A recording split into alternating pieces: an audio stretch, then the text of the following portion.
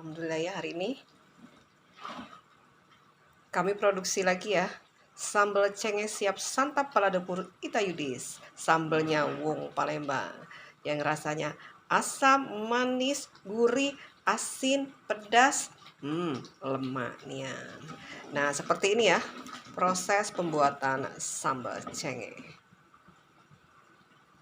Sambal cengkeh itu ya salah satu varian sambalnya Wong Palembang ya, yang biasanya dinikmatin dengan banyak varian makanan Palembang ya. Ada ketupat, burgo, lakso, terus juga nasi uduk,